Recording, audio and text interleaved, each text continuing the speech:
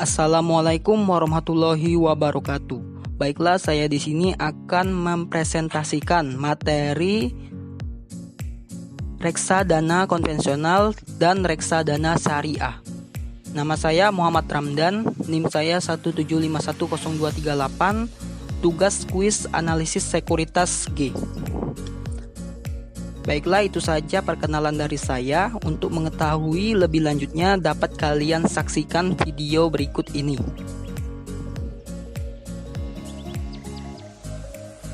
Yang pertama, saya di sini akan menjelaskan pengertian reksadana.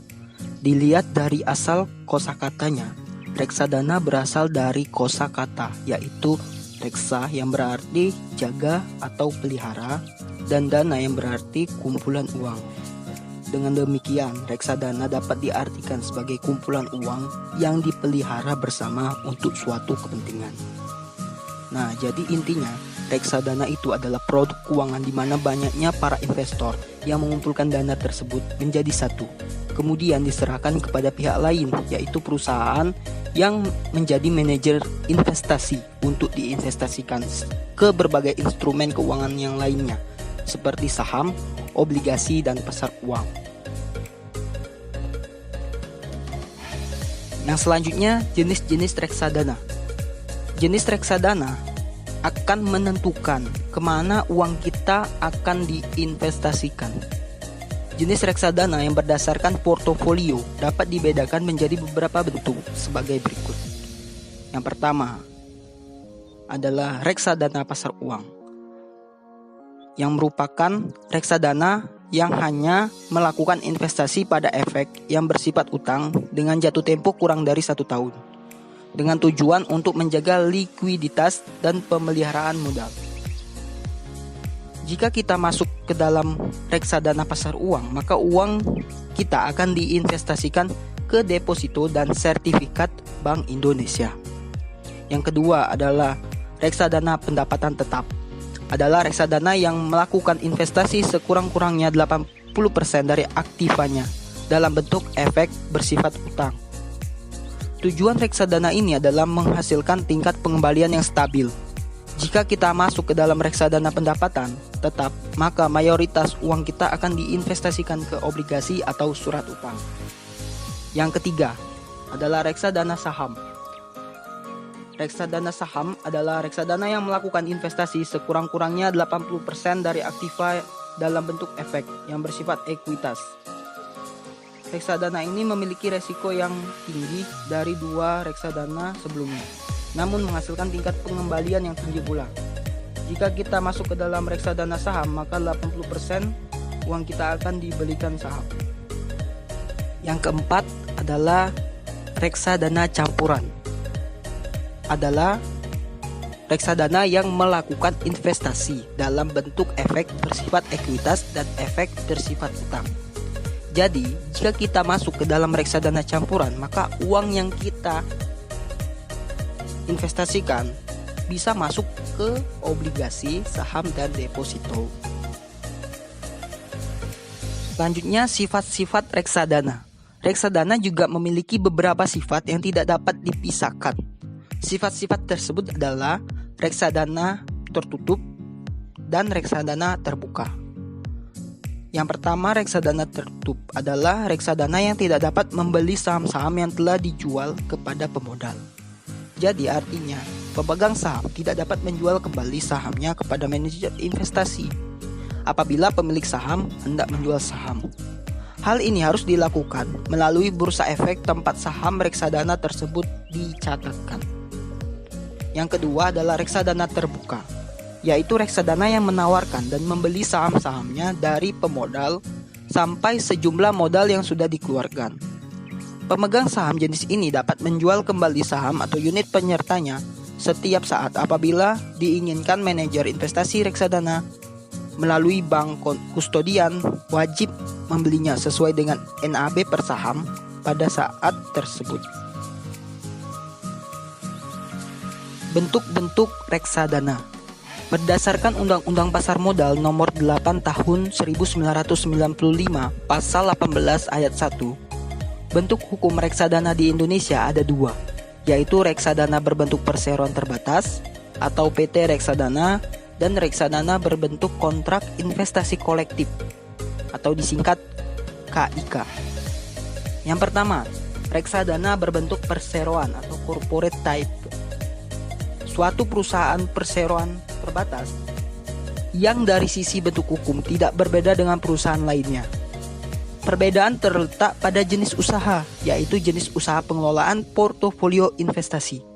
Dalam bentuk ini, perusahaan penerbit reksadana menghimpun dana dengan menjual saham dan selanjutnya dana dari hasil penjualan. Sedangkan kontrak investasi kolektif atau KIK merupakan kontrak yang dibuat antara manajer investasi dengan bank kustodian yang juga mengikat pemegang unit penyertaan sebagai investor.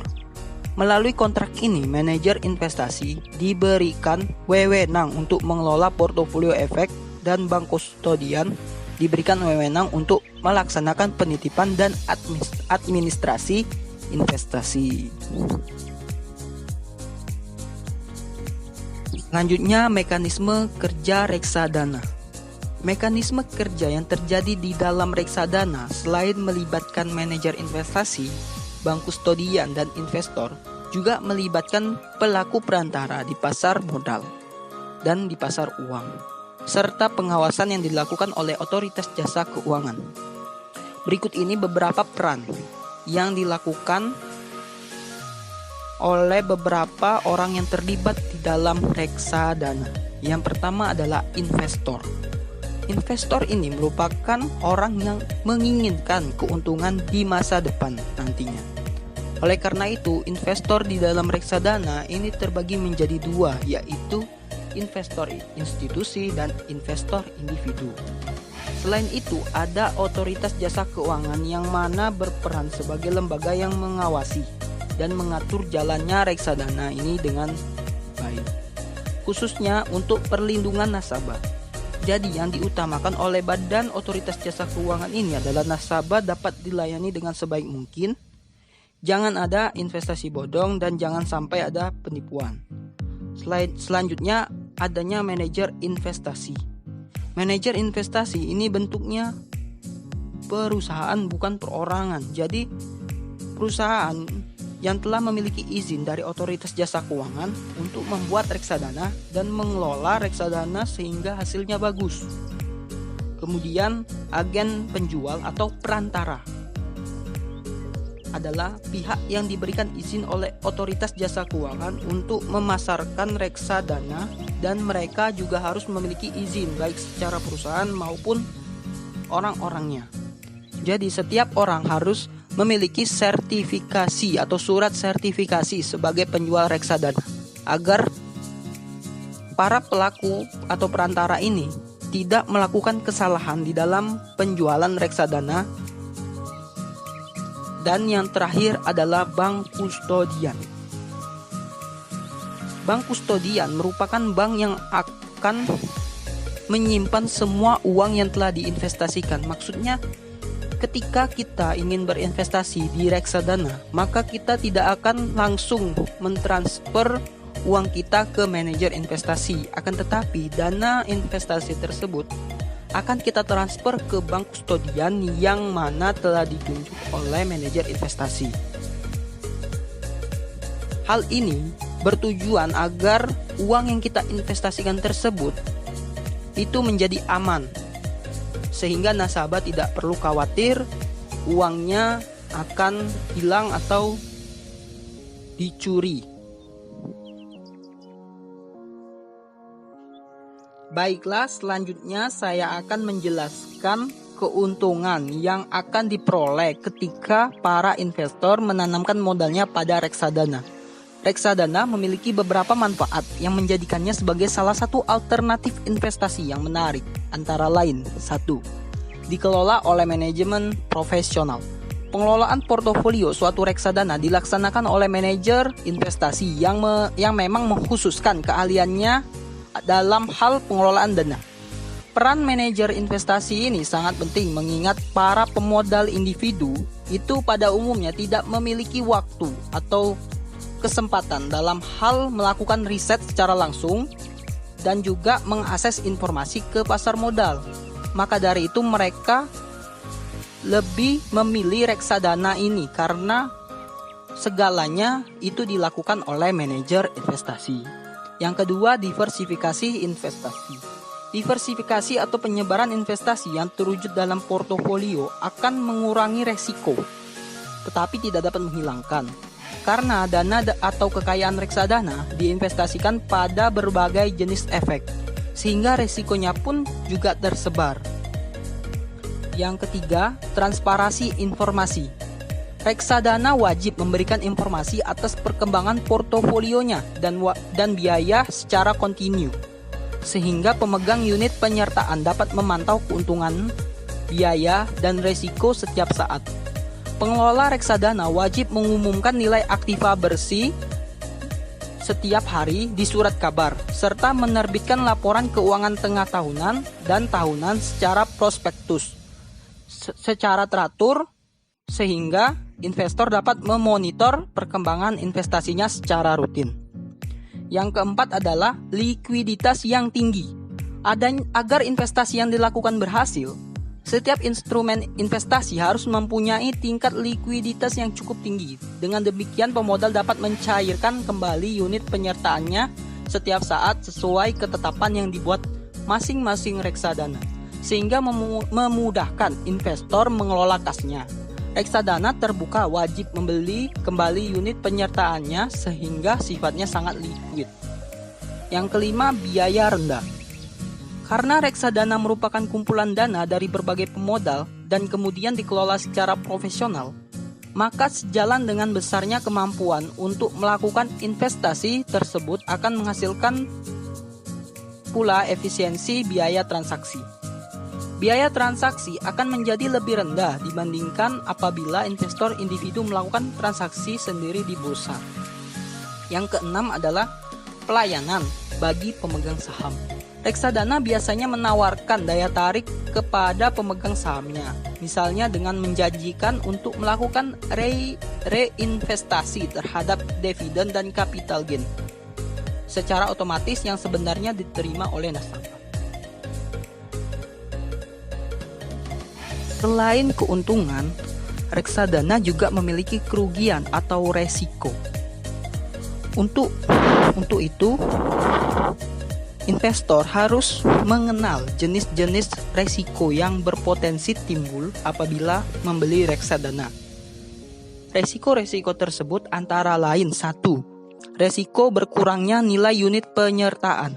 Resiko ini dipengaruhi oleh turunnya harga dari efek, baik itu saham, obligasi, dan surat-surat berharga lainnya yang masuk dalam portofolio reksadana tersebut. Penyebabnya bisa disebabkan oleh banyak hal, diantaranya akibat kinerja bursa saham yang buruk, terjadinya kinerja emiten yang memburuk, situasi politik dan ekonomi yang tidak menentukan, dan masih banyak penyebab fundamental lainnya. Yang kedua adalah resiko likuiditas. Resiko ini menyangkut kesulitan yang dihadapi oleh manajer investasi jika sebagian besar pemegang unit melakukan penjualan kembali atas unit-unit yang dipegangnya. Manajer investasi akan mengalami kesulitan dalam menyediakan uang tunai atas penjualan kembali tersebut. Yang ketiga adalah resiko politik dan ekonomi. Resiko politik dan ekonomi terjadi akibat perubahan kebijakan ekonomi politik yang dapat mempengaruhi kinerja bursa dan perusahaan sekaligus. Dengan demikian, harga sekuritas akan terpengaruh dan dapat mempengaruhi portofolio yang dimiliki reksadana. Yang keempat adalah resiko pasar. Resiko ini sering terjadi karena nilai sekuritas di pasar efek memang berfluktuasi sesuai dengan kondisi ekonomi secara umum. Terjadinya fluktuasi di pasar efek akan berpengaruh langsung pada nilai bersih portofolio, terutama jika terjadi koreksi atau pergerakan negatif. Resiko pasar adalah situasi ketika harga instrumen investasi mengalami penurunan yang disebabkan oleh menurunnya kinerja pasar saham atau pasar obligasi secara drastis. Istilah lainnya adalah pasar sedang mengalami kondisi bearish, yaitu harga-harga saham atau instrumen investasi lainnya mengalami penurunan harga yang sangat drastis. Resiko pasar yang terjadi secara tidak langsung akan mengakibatkan nilai aktiva bersih yang ada pada unit pernyataan reksadana akan mengalami penurunan juga. Yang selanjutnya, yang kelima adalah resiko inflasi. Terjadinya inflasi akan menyebabkan menurunnya total real return investasi. Pendapatan yang diterima dari hasil investasi dalam reksadana bisa jadi tidak dapat menutup kehilangan karena menurunnya daya beli atau loss of purchasing power. Yang keenam, resiko nilai tukar. Resiko ini dapat terjadi jika terdapat sekuritas di luar negeri dalam portofolio yang dimiliki. Pergerakan nilai tukar akan mempengaruhi nilai sekuritas yang termasuk foreign investment setelah dilakukan konversi dalam mata uang domestik. Yang ketujuh adalah resiko spesifik. Resiko spesifik adalah resiko dari setiap sekuritas yang dimiliki. Resiko ini dipengaruhi oleh kondisi pasar secara keseluruhan dan setiap sekuritas mempunyai resiko sendiri-sendiri. Setiap sekuritas dapat menurunkan nilainya jika kinerja perusahaannya sedang tidak bagus atau karena adanya kemungkinan mengalami default, tidak dapat membayar kewajibannya.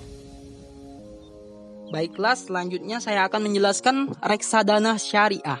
Nah, pengertian dari reksadana syariah ini adalah sebagai reksadana yang pengelolaan dan kewajiban investasinya mengacu kepada syariat Islam. Reksadana syariah ini misalnya tidak menginvestasikan pada saham-saham atau obligasi dari perusahaan yang pengelolaan atau produknya bertentangan dengan syariat Islam. Contohnya, seperti pabrik makanan atau minuman yang mengandung alkohol, daging babi, rokok dan tembakau, jasa usaha konvensional, pertahanan dan persenjataan, serta bisnis hiburan yang berbau maksiat. Baiklah, selanjutnya saya di sini akan menjelaskan karakteristik dari reksadana syariah. Prinsip dasar yang menjadi karakter reksadana syariah adalah sebagai berikut. 1. Jenis kegiatan usahanya tidak bertentangan dengan syariat Islam. Nah, banyak sekali kegiatan usaha yang bertentangan dengan syariat Islam seperti perjudian, lembaga keuangan konvensional atau ribawi, usaha yang produksi, mendistribusi, serta memperdagangkan makanan dan minuman yang haram, dan usaha yang memproduksi barang-barang atau jasa yang dapat merusak moral atau sifatnya mudorot. Nah, yang kedua, jenis transaksinya tidak mengandung hal-hal yang dilarang. Seperti yang mengandung hal-hal yang dilarang itu adalah melakukan investasi pada perusahaan yang tingkat utangnya lebih dominan dari modalnya dan juga insider trading. Nah, yang ketiga adalah berpedoman pada syariat Islam.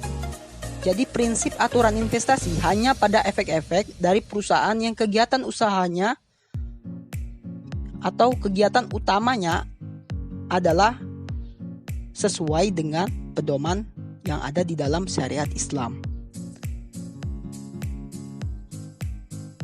Selanjutnya adalah tata cara berinvestasi di reksadana syariah. Berinvestasi pada reksadana tidaklah sulit. Investor cukup menghubungi manajer investasi reksadana yang terpilih, kemudian isi formulir penyertaan modal, dan transfer uang ke bank kustodian.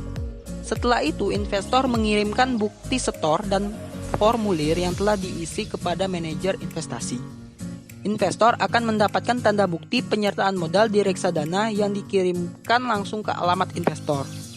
Nah, besarnya uang investasi minimal ditentukan oleh manajer investasi yang telah tercantum resmi dalam prospektus reksadana. Prospektus ini adalah buku atau keterangan lain yang memberikan gambaran lengkap mengenai suatu reksadana, sehingga dapat digunakan sebagai bahan pertimbangan dalam memilih reksadana yang mana yang akan dijadikan tempat investasi. Investor dapat memperolehnya dari manajer investasi. Nah, selain itu, reksadana yang berdasarkan prinsip syariah terkait dengan mekanisme operasional yang terdiri dari dua macam perbuatan hukum berupa perjanjian, yaitu yang pertama adalah antara pemodal dengan manajer investasi dilakukan dengan sistem wakalah. Yang kedua, antara manajer investasi dan pengguna investasi dilakukan dengan sistem mudharabah. Nah, akad wakalah yang dipakai dalam kontrak antara pihak investor dan manajer investasi pada intinya adalah perjanjian pemberian kekuasaan atau kuasa pada manajer investasi untuk melakukan pengelolaan dana yang telah dipercayakannya kepadanya, dengan harapan pihak investor akan mendapat keuntungan dari dana yang diinvestasikan tersebut. Dengan demikian, investor berperan sebagai sohibul mal, sehingga manajer investasi berperan sebagai mudharibnya. Sedangkan akad yang dibuat dengan manajer investasi dan pengguna investasi dengan sistem mudharabah mempunyai karakteristik sebagai berikut ini. Yang pertama itu pembagian keuntungan antara pemodal dan pengguna investasi berdasarkan pada proporsi yang telah disepakati oleh kedua belah pihak. Yang kedua, pemodal hanya menanggung resiko sebesar dana yang telah diberikan. Yang ketiga, manajer investasi sebagai wakil tidak menanggung resiko kerugian atas investasi yang dilakukan sepanjang bukan kesalahan atau kelalaian darinya.